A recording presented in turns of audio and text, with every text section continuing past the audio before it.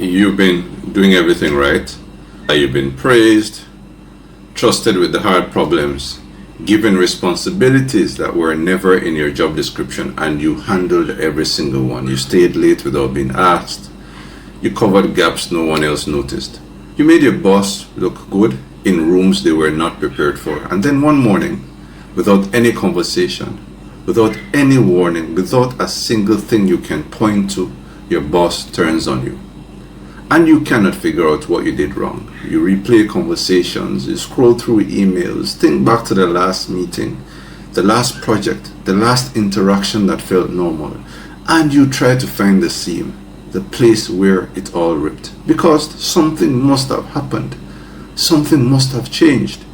You must have said the wrong thing or overstepped or miscalculated some invisible line. But you did not. And that is the part that will keep you up at night if you do not understand what I am about to tell you.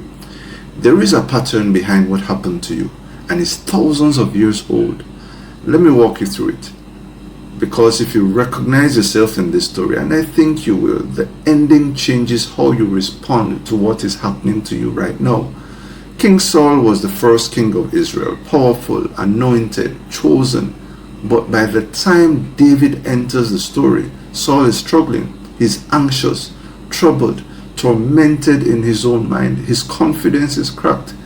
He's still king, still sitting on the throne, but something inside him knows he is slipping. And into that environment walks a young man named David, who is brought into the palace for one reason: to play the lyre, to soothe the king, and to make the troubled man feel better. That's all David was hired to do: play the music. And you know this phase, you've lived it. You get the job, you show up, and from the first week you start solving problems. Not because anyone asked you to go above and beyond, but because that is who you are. You see a gap and you fill it. You see a process that is broken and you quietly fix it. You take things off your boss's plate before they even realize that those things are falling. You absorb the stress. You anticipate their needs. You draft the email they were going to struggle with. You prep the slide deck they forgot about. You make their Monday mornings easier and the relationship feels incredible. Your boss tells other people about you. They say things like, "I do not know what I would do without them." They give you more responsibility, right? You become the person they call first. You become their safety net. And none of this feels wrong. It feels like trust. It feels like partnership. It feels collaborative and safe, like you finally found a leader who sees your value, and you have. But here's the thing nobody tells you about this phase. In this season, your competence serves them. You are an extension of their success if they're wise. Every problem you solve reflects well on them. Every fire you put out is a fire that never reaches their desk. You're not a threat in this phase. You're a tool, a very effective, very appreciated, and well-used tool. And as long as the music stays soothing, as long as your excellence operates in their shadow, the relationship holds. Remember that, because the shadow is the safe zone and you are about to step out of it. David does something extraordinary. It goes beyond the music. It goes beyond the palace walls. He faces Goliath, the giant no one else will fight, and he wins, and people notice. Not quietly, publicly. They start singing a song. Saul has slain his thousands, and David his tens of thousands. David did not write that song. He did not commission it. He did not go on a publicity tour. He did not post it on LinkedIn. He was just doing an excellent job, and the people around him could see it. That's all.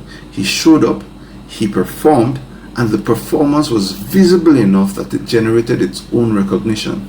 Now, here's the workplace version, and it could be any one of these. You land a client that no one thought was closable.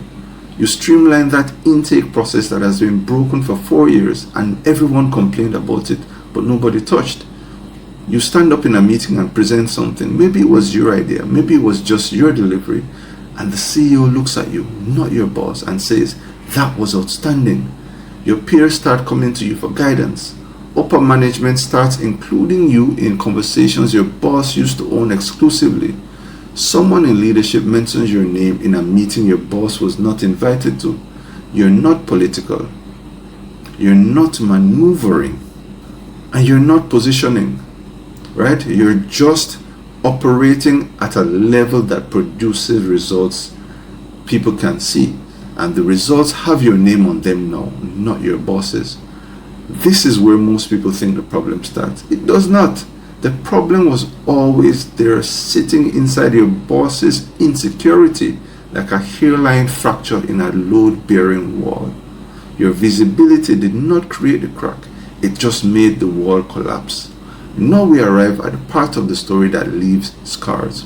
Saul hears the song. Saul has slain his thousands and David his tens of thousands. And instead of thinking, I chose this young man, I brought him into my court, his success reflects on my judgment. Saul's mind travels somewhere darker. He starts to believe that David's rise signals his own decline, that David's competence is a commentary on his mediocrity, that people chanting David's name are by implication measuring Saul against him and finding Saul smaller. So Saul picks up a spear and hurls it at David while David is playing his music, while doing exactly the thing that he was brought into the palace to do. Let that sit for a moment. David was not challenging Saul. He was not lobbying for the throne. He was not scheming in a back room. He was playing the music, doing his job, being useful, and the spear came anyway. The problem was never David's behavior. The problem was that Saul's identity could not survive next to David's competence. And that's a sentence I need you to hear again if you're in this situation right now. The problem was never your behavior.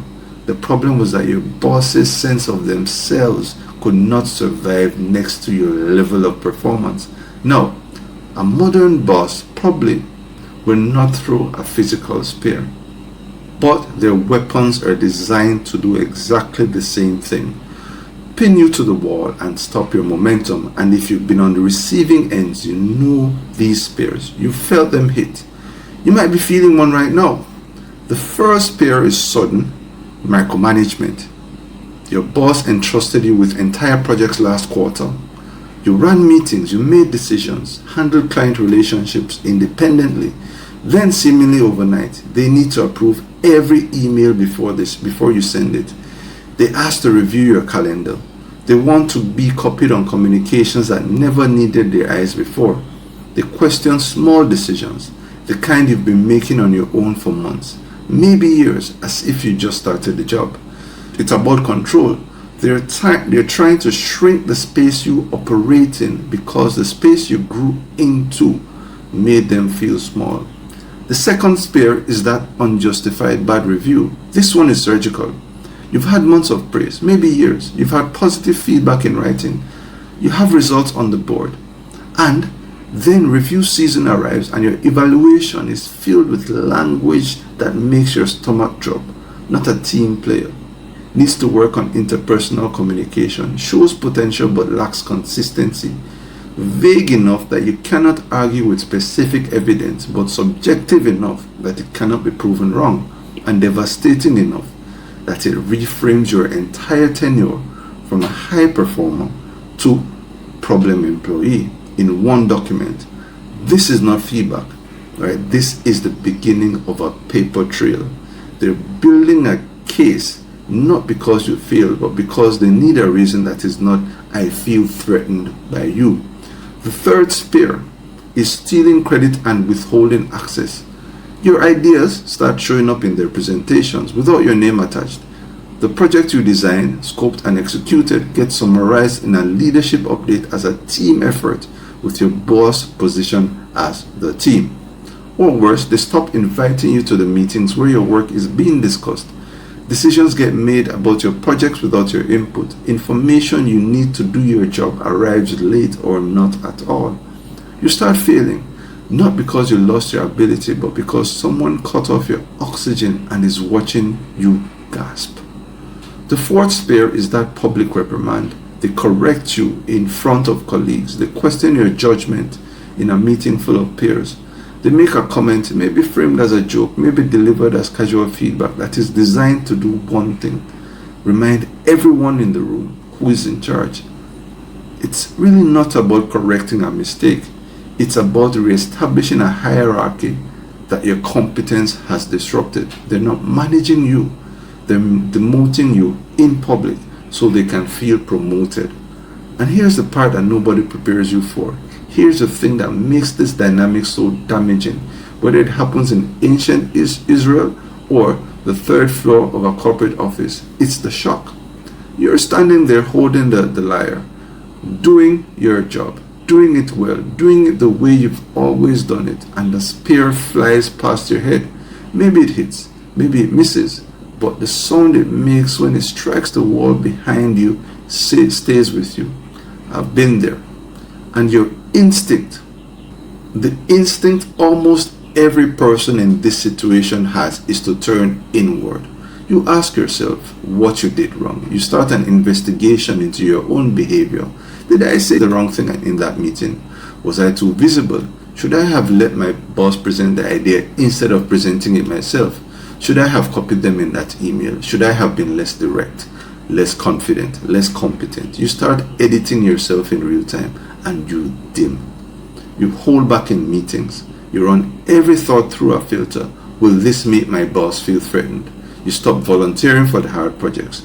You stop sharing ideas that might get traction. And you start performing smaller, hoping that if you just go back to playing the harp, quietly, obediently, invisibly, the relationship will reset. But it will not reset.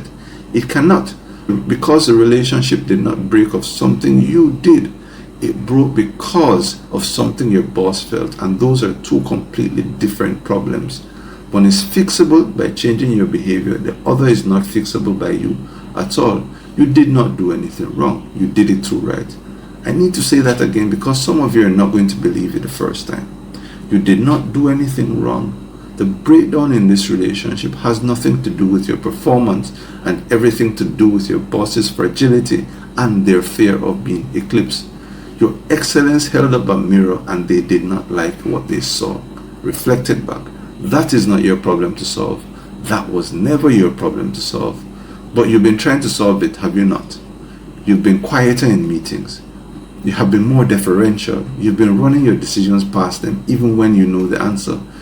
You've been performing an elaborate pantomime of submission, hoping that if you just make yourself small enough, the spears will stop. And they might slow down for a week or two, but they always come back. Because your boss does not need you to be smaller. They need you to not exist at the level you exist at, and you cannot unknow what you know. You cannot unperform what you've already performed. The song has been sung. The giant is dead. Everyone saw it. Here's the hardest lesson in this story. David did not fix Paul. He tried. He kept playing the music. He kept being loyal. He kept performing. He even had opportunities to strike back. Moments where Saul was vulnerable and David could have ended the conflict, and he chose restraint. He chose grace. He chose to believe that the relationship could heal. It did not heal. The spears kept coming. Eventually, David had to leave the palace, not because he failed, not because he was disloyal, not because he stopped being talented. He left because the environment was no longer safe for someone operating at his level. The very qualities that made him valuable, his courage, his competence, his ability to solve problems no one else could, those qualities had become the reason the most powerful person in his world wanted to destroy him. It made him a target. When a boss starts throwing spears, it's really a problem you can solve by working harder. Your competence was the trigger. More competence is not a cure. I've seen people spend 2 years, 3 years trying to repair a relationship with a boss who had already decided that they were a threat. They take the feedback. They adjust their approach. They shrink and accommodate and defer, and the spears keep coming because the issue was never the performance. It was the performer. So here's the question I want you to sit with. Not the question you've been asking, what did I do wrong? You've been asking that question for months and it has not produced an answer. It will not produce an answer because there is no answer to find. Ask the harder question. Ask it clearly. Answer it without flinching. Is this palace still safe? Not can I survive here. Not can I keep my head down long enough to outlast this. Not can I dim myself enough that the spear stop. But the real question, the honest one, is this an environment where doing my best work is rewarded? Or is this an environment where doing my best work makes me a target? If your excellence is treated as a threat, that tells you something about the room you're standing in. It tells you nothing about your value. Not everyone needs to quit tomorrow. Some environments can shift. Some leaders grow past their insecurity. Some relationships recover when a boss gets honest about themselves, with themselves, about what they're feeling. That happens. It is not common, but it happens. And if you see signs of that, if your boss is doing the work on themselves, if the spears have genuinely stopped, if the environment is healing, then you can make the choice to stay and rebuild.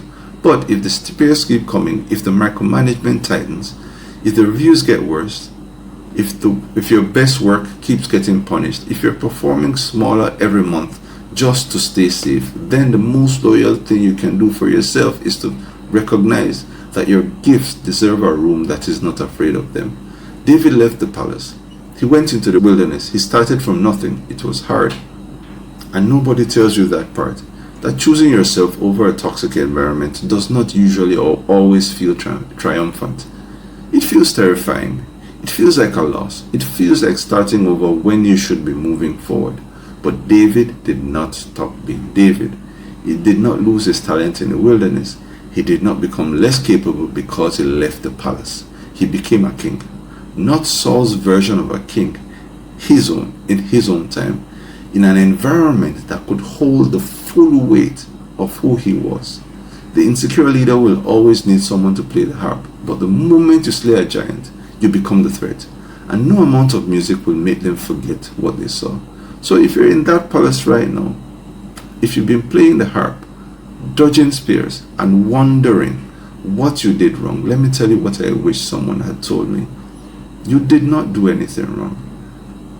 You outgrew a room that was built for someone else's comfort, and the hardest, bravest, most important thing you may ever do is walk out of that palace into the wilderness and trust that your best days are not behind you. They are not. They are ahead of you in a kingdom that is not afraid of your best.